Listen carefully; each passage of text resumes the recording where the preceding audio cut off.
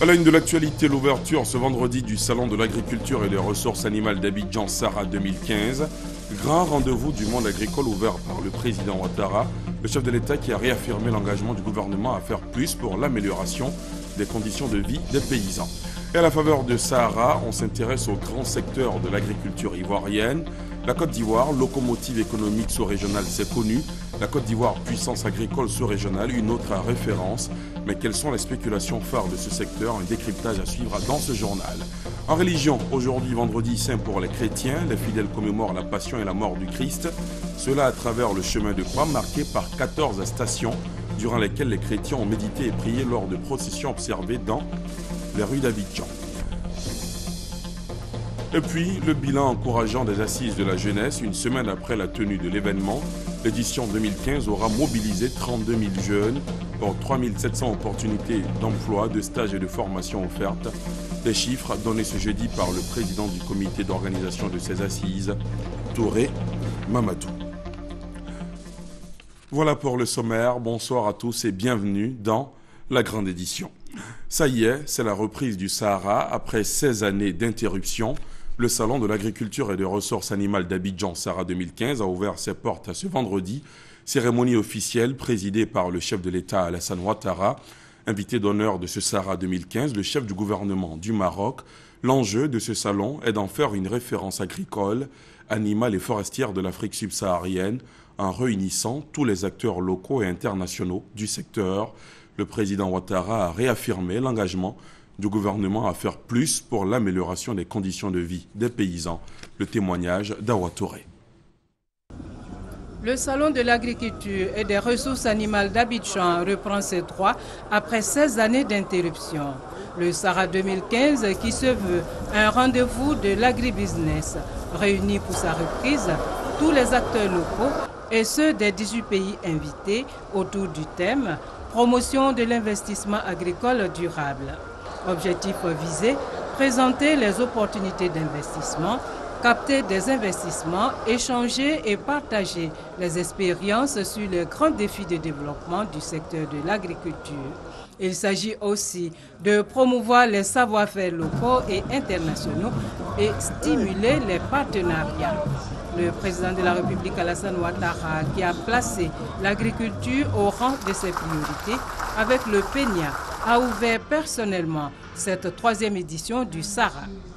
Une cérémonie marquée par la remise de prix à 10 acteurs du monde agricole qui se sont distingués dans leur secteur d'activité. Chacun d'entre eux a reçu la somme de 5 millions de francs CFA. Le porte-parole des lauréats, Goli Akon Etienne, a salué le président de la République pour ses actions en faveur du développement de l'agriculture et du bien-être des producteurs.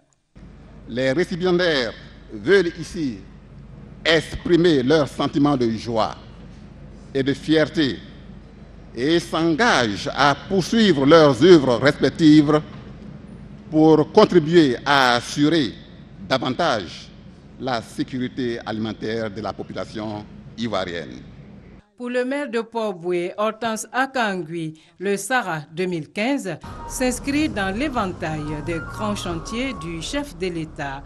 Et selon Mamadou Sangafoua Koulibaly, ce salon doit être porté à la hauteur des ambitions du président Alassane Ouattara pour la Côte d'Ivoire. Monsieur le Président, pour inscrire de tels résultats dans la durée, les acteurs souhaitent, comme l'ont relevé les panélistes hier, un renforcement du niveau des investissements agricoles, notamment les investissements publics.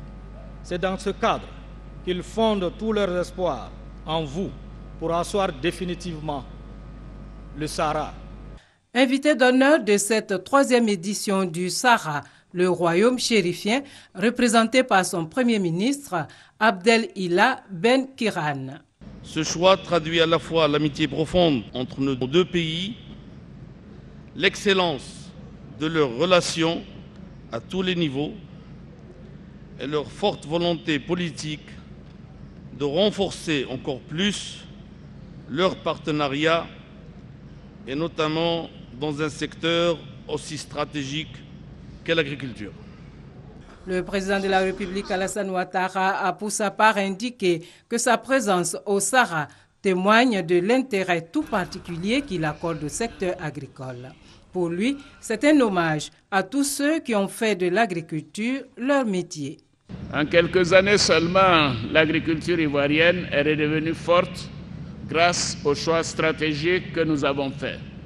Il s'agit notamment des réformes des filières café-cacao, coton et anacarde.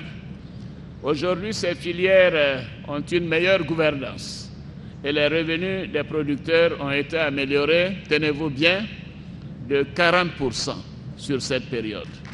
Oui, nous avons également fait le choix de relancer l'investissement agricole à travers un cadre de référence unique, le Programme national d'investissement agricole, le PNIA, d'un montant de 2040 milliards de francs CFA, c'est-à-dire plus de 4 milliards de dollars sur 5 ans.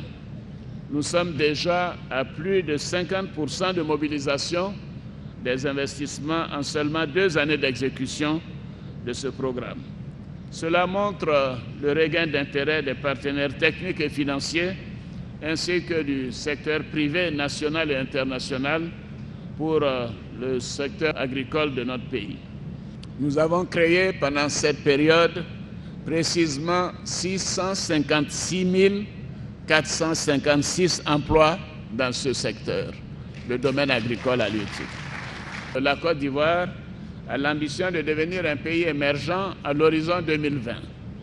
L'agriculture joue un rôle déterminant dans les premières étapes d'une croissance forte et durable vers l'émergence. Pour accompagner toutes ces initiatives, nous avons l'ambition, au cours des prochaines années, d'augmenter de manière significative la part du budget national consacré à l'investissement dans le secteur agricole. Chers parents agriculteurs, le gouvernement adoptera par ailleurs un projet de loi portant orientation du secteur agricole dès ce mois d'avril. Oui, nous comptons le faire. Ce projet de loi viendra combler un vide juridique et vise à orienter notre agriculture vers la satisfaction de nos besoins alimentaires et vers un meilleur partage de la richesse créée. Le SARA 2015 est l'une des nombreuses preuves que notre pays avance. Oui, ce salon est la preuve que nous relevons chaque jour de nouveaux défis, que nous renouons avec les grands rendez-vous qui font de la Côte d'Ivoire un acteur incontournable dans le développement de notre sous-région. Au terme de la cérémonie d'ouverture, le président de la République a fait le tour des nombreuses dames de ce salon qui compte plus de 600 exposants et 500 000 visiteurs sont attendus à cette 3e édition du SARA. Alors, la rencontre va durer 10 jours sur fond de la promotion de l'investissement agricole durable. Ce SARA se veut aussi le rendez-vous de l'agrobusiness. Les attentes sont grandes chez les participants qui attendent beaucoup de ce grand salon. Voici quelques réactions. Le SARA est une occasion pour montrer ce que la Côte d'Ivoire sait faire, mais pour regarder aussi, et c'était l'idée du départ et nous la gardons, ce que les autres font pour qu'on prenne chez eux ce qu'il y a de meilleur, pour nous améliorer. Être premier mondial de production du cacao, c'est bien, mais rester premier, c'est plus difficile. Je viens d'être primée lauréate pour la transformation des productions agricoles en Côte d'Ivoire. C'est une fierté parce que c'est un long parcours. Nous avons commencé cette activité il y a 10 ans avec très peu de moyens. Le SARA, c'est une opportunité pour tous les agriculteurs et tous les commerçants du produit vivrier. Donc vraiment, je voulais remercier le président Alassane de cette journée qu'il nous a dédiée. Vraiment que Dieu l'aide vraiment pour toujours penser aux agriculteurs. C'est avec beaucoup de joie que nous sommes au SARA après tant d'années d'interruption. Aujourd'hui, le SARA, c'est avec beaucoup de bonheur. Personnellement, nous souhaitons que les préoccupations réelles du monde paysan puissent être prises en compte afin de trouver une solution définitive, notamment pour le financement de nos braves paysans et braves paysannes. Le SARA, c'est pour le monde agricole. Et le SARA est exceptionnel. de par même la présence de son Excellence, le Président de la République. Et donc le fer palmier vient aux côtés des acteurs de la filière pour réaliser le 3e plan palmier. Et très rapidement d'ailleurs. Je dis merci au Président qui a eu l'initiative d'organiser un tel événement pour le monde agricole.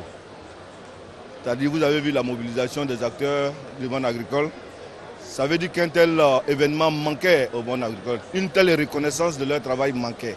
Je suis convaincu qu'avec le partenariat qu'on met en place entre la France et l'Afrique de l'Ouest, on peut permettre un développement intéressant dans cette région, tout en laissant faire, bien sûr, tout en laissant les agriculteurs mettre de leur développement.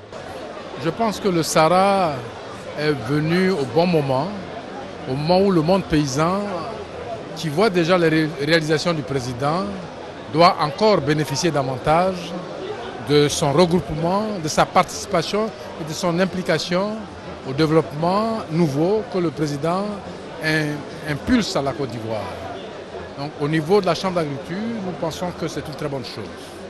Et nous souhaitons que cette manifestation soit encore de plus en plus amplifiée. Je vous le disais en début de journal, il est l'invité d'honneur de ce Sahara 2015. Le chef du gouvernement du Maroc, Abdelila Benkiran, a été reçu par le président Alassane Ouattara après la cérémonie officielle d'ouverture du salon. C'était au palais présidentiel, le compte-rendu de Viviane Haïmen. Le Premier ministre Abdelila Benkiran, représentant le Royaume du Maroc, invité d'honneur de cette 3e édition du Salon de l'agriculture et des ressources animales d'Abidjan, a été reçu au palais présidentiel ce vendredi par le chef de l'État, le président Alassane Ouattara. Le président de la République a exprimé la reconnaissance de la Côte d'Ivoire au royaume chérifien qui a honoré ce salon ivoirien de l'agriculture et des ressources animales.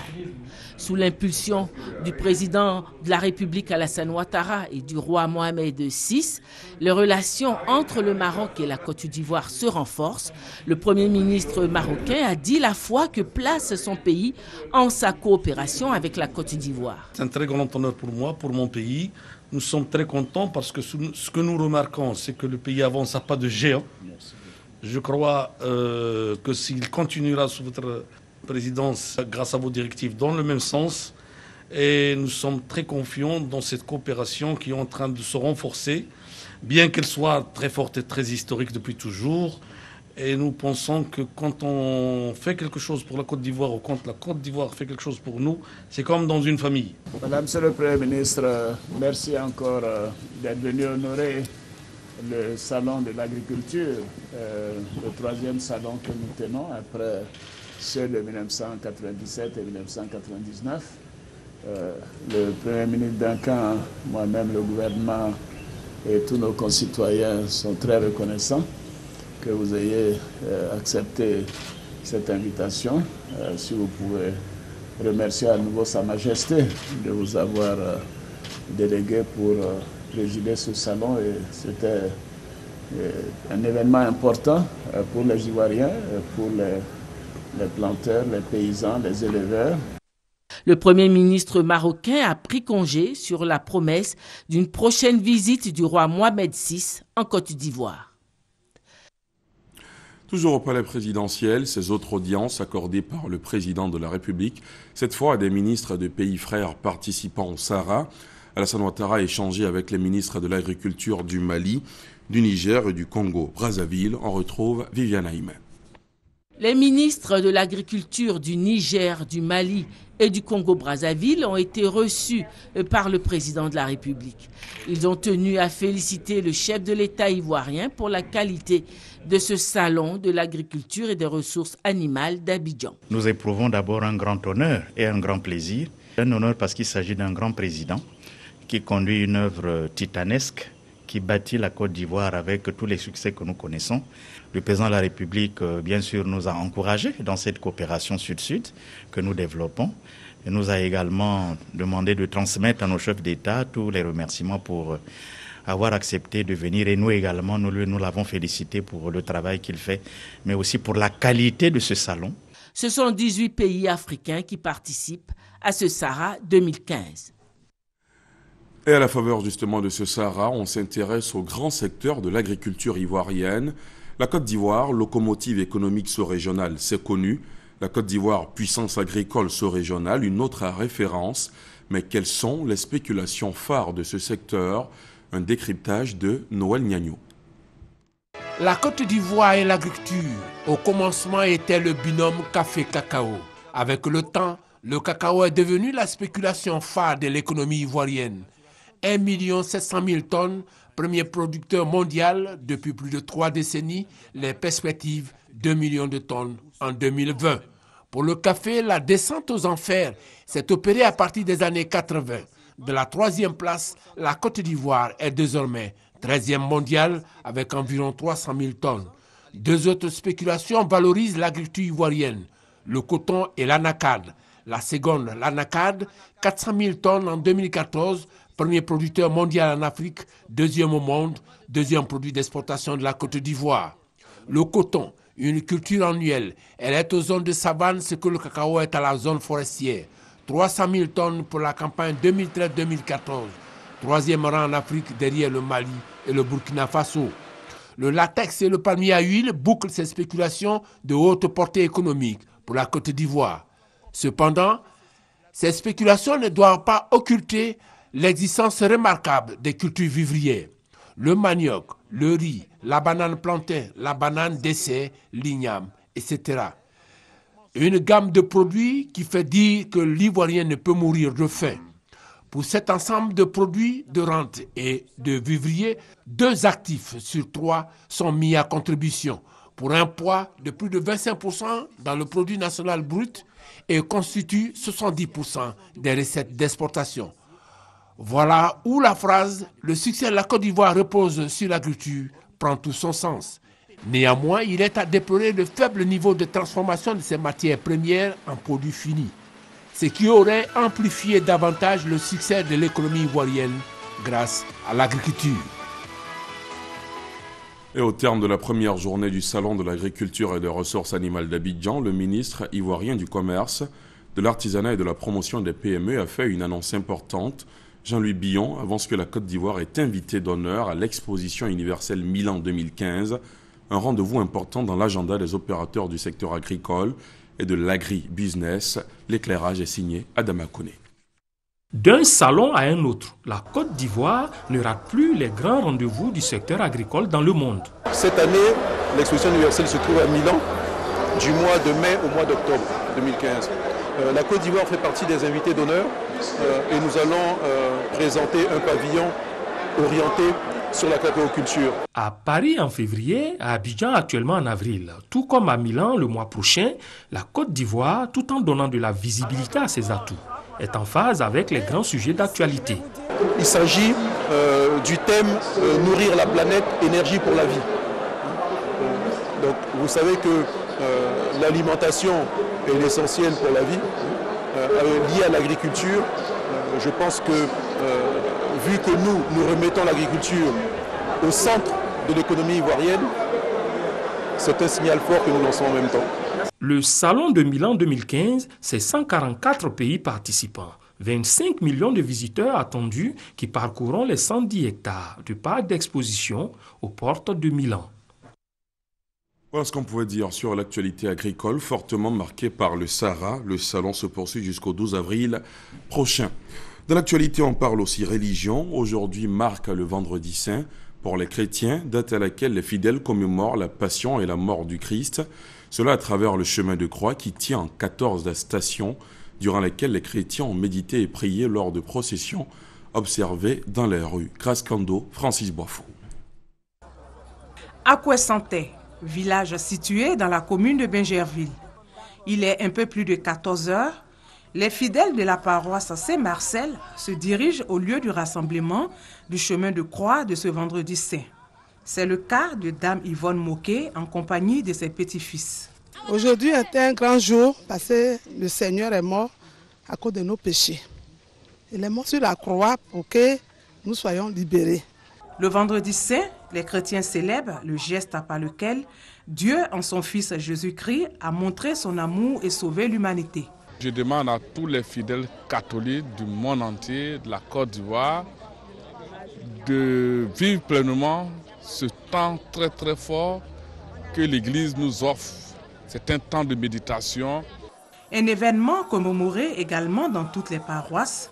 À Saint-Pierre de Blocos, la Passion du Christ a été vécue à travers les 14 stations qui marquent l'itinéraire parcouru jusqu'à la crucifixion. Désormais, le chrétien doit vivre à l'image de Jésus.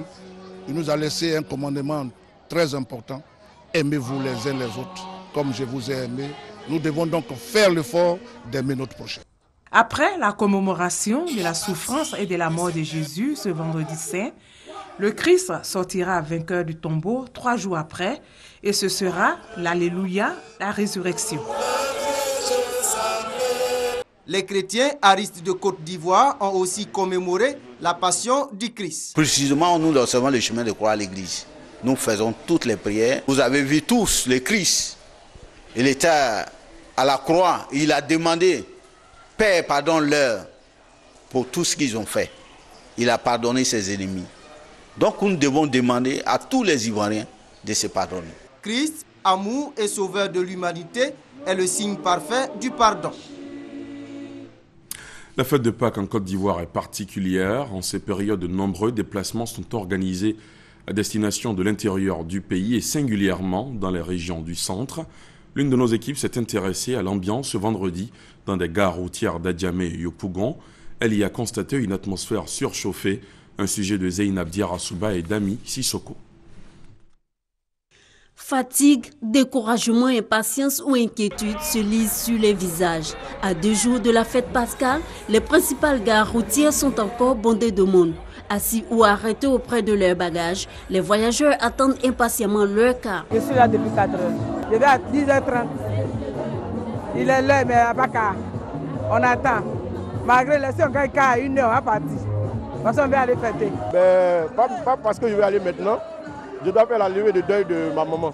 Sinon, j'allais peut-être faire demi-tour et aller à la maison. Les virements n'ont pas été vite faits.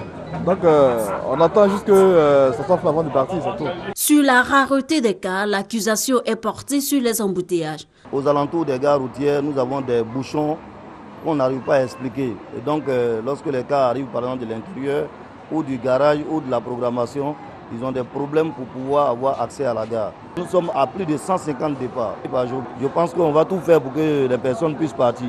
À côté de ceux qui se ruent vers les gares, il y a ceux qui vont en groupe. On sait que pendant la fête de Pâques, les gares sont surchargées. Pour trouver un car, c'est difficile.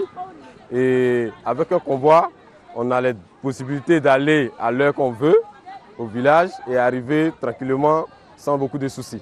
Yopougon, la place Figayo, transformée en gare routière de circonstance, accueille aussi plusieurs convois. C'est cette période-là qui est choisie pour faire éventuellement, s'il y a des mésententes, des mécontentements dans les villages, dans les quartiers et même dans les familles. C'est cette période-là que généralement les ballots ont choisi pour rendre visite à leurs parents. Là encore, il n'est pas aisé d'avoir une place réservée. On assiste alors à des échauffourées. Une fois tout rentré dans l'ordre, c'est une explosion de joie.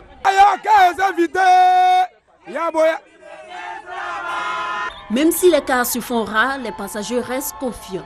Ils affirment que cette année encore, il n'y aura pas de Paquinou sans eux.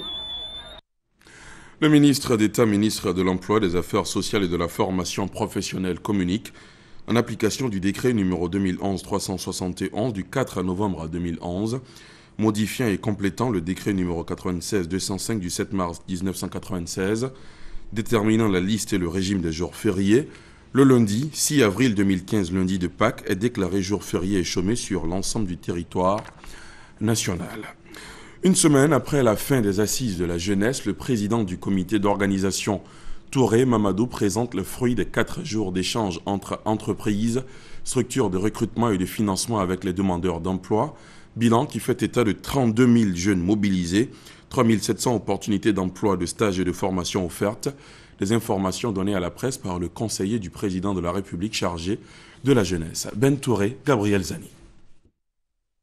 Les résultats sont au-delà des attentes. De 20 000 personnes attendues, les assises de la jeunesse de 4e édition ont enregistré sur 4 jours 32 000 visiteurs.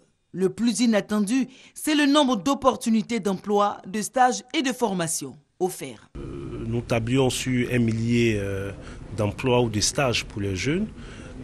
Aujourd'hui, avec les engagements pris par l'ensemble des entreprises qui ont participé, ou cabinets qui ont participé à ces assises, ce sont un peu plus de 3700 opportunités de formation, d'emploi et de stage pour les jeunes. Outre ces promesses d'emploi, de stage et de formation, le CEPICI propose des frais d'exonération de création d'emplois pour 100 jeunes entrepreneurs. Mais comment Touré Mamadou compte-t-il s'y prendre pour que les engagements pris soient effectivement tenus? Un comité de suivi a été mis en place, un comité de suivi qui intègre l'ensemble des entreprises qui ont pris des engagements en termes de formation, d'emploi ou de stage pour les jeunes. Ce comité de suivi s'est donné un mois, c'est-à-dire au plus tard le 28 avril, pour finaliser le traitement de l'ensemble des dossiers reçus et publier la liste donc de l'ensemble des jeunes qui auront eu des opportunités de stage, d'emploi ou de formation. La réussite de cette 4e édition des assises aiguise davantage l'appétit du chef d'orchestre Touré Mamadou. Il prévoit dans les mois à venir des salons de l'emploi à Boaki et à San Pedro. La Direction générale des douanes a connu récemment quelques perturbations dues aux manifestations de mécontentement de nouvelles recrues issues de l'ADDR. Le président de cette promotion et son bureau au grand complet disent ne pas être concernés par ces manifestations de certains de leurs camarades. Ils ont donc décidé de faire une déclaration en présence de la presse ce vendredi dans l'enceinte de l'école des douanes au plateau. Masseni Bamba connaît par Gassoro. Non à toute forme de perturbation au sein de la promotion des 2016 combattants insérés à la douane baptisée promotion colonel-major Issa Koulibaly depuis le 20 mars 2015. Le président de cette promotion et son bureau se désolidarisent des manifestations de mécontentement de certains de leurs camarades. Il faut dire que ces manifestations ne se justifient pas dans la mesure où, depuis le 20 mars 2015, notre prise en charge financière est une réalité depuis quelques jours. Notre dotation en équipement de travail est en voie de règlement. La fonction publique est à pied d'œuvre pour l'affichage de notre matricule. Quant aux affectations définitives, elles sont en voie d'être finalisées. Karim Diallo, président de cette promotion, a saisi l'occasion pour présenter les excuses au nom de ses camarades au chef de l'État et aux autorités douanières. En qualité de président de la promotion, accompagné de mon secrétaire général et de certains membres de mon bureau, voudrais sincèrement, à travers ce point de presse, présenter solennellement toutes nos excuses au président de la République, son Excellence, le Dr Alassane Ouattara, au ministre, auprès du Premier ministre chargé du budget, au directeur général des douanes, le colonel-major Issa Koulibaly, à toute l'administration douanière et à toute la nation ivoirienne. Le président de la promotion colonel-major Issa Koulibaly et son bureau exhortent leurs camarades à une attitude responsable et citoyenne. La prochaine présidentielle ivoirienne, c'est dans 6 mois. À la liste des candidats s'ajoute Achi Ekissi, secrétaire général du Parti communiste révolutionnaire de Côte d'Ivoire, PCRCI. Il a été investi candidat à la présidentielle par les communistes de son parti. C'était ce week-end dans la commune de Yopougon. Éric Goré. Il est candidat à l'élection présidentielle prochaine. Achi Ekissi a été investi par son parti lors du 2e congrès extraordinaire du Parti communiste révolutionnaire de Côte d'Ivoire, PCRCI. Une formation politique qui compte donner un nouveau souffle à la Côte d'Ivoire, selon le président investi. Je propose avec le PCRCI un nouveau paradigme, à savoir la lutte avec les travailleurs et les peuples pour une Côte d'Ivoire émancipée. C'est-à-dire une Côte d'Ivoire débarrassée de la domination impérialiste et qui, en conséquence, maîtrise ses choix politiques et économiques pour un avenir meilleur. Les élections générales de 2015 donnent l'occasion au PCRCI d'offrir au peuple ivoirien la possibilité de progresser sur le chemin de la souveraineté, la liberté, la dignité et le développement économique et social. Pour cette élection prochaine, le Parti communiste révolutionnaire de Côte d'Ivoire entend se positionner à la première place. Un parti créé depuis 1990 et peu connu des Ivoiriens. Le PCRCI est un parti qui regroupe plusieurs sections départementales étendues sur le territoire national. L'actualité, c'est aussi la justice ivoirienne qui a annulé aujourd'hui la suspension du président du Front populaire ivoirien, une suspension qui avait été prise en mars lors d'un comité central extraordinaire du FPI prononcé par une faction rivale. Pascal Affi-N'Guessan est donc toujours le président du Front populaire ivoirien. Les motifs avancés pour suspendre le président du FPI ont été reconnus irrecevables devant le camp Aboudraman Sangaré qui assistait à l'exposé des faits. Gabriel Zani. Déchirement au Front populaire ivoirien. Et c'est le moins que l'on puisse dire au regard des dissensions qui secouent le parti depuis des mois. Aujourd'hui, au tribunal de première instance d'Abidjan, les dispositions et résolutions issues de la réunion du comité central dirigé par Aboudraman Sangaré ont été annulées. Raison évoquée, la réunion convoquée a été tenue dans des conditions contraires au statut du parti. Face à cette décision, de vives réactions. Aboudraman Sangaré a décidé de faire appel. Nous allons rencontrer nos conseils et voir toutes les voies qui s'offrent à nous. L'Iran va réduire sa capacité nucléaire sur le long terme et obtenir en échange la levée des sanctions internationales. C'est ce qui figure sur le compromis accepté hier à Lausanne au terme d'intenses négociations entre la République islamique et les 6 puissances qui négocient avec Téhéran dans ce dossier du nucléaire. Même s'il est détaillé, cet accord cadre doit encore être rédigé d'ici au 30 juin prochain et d'ici là, il reste encore des obstacles à lever.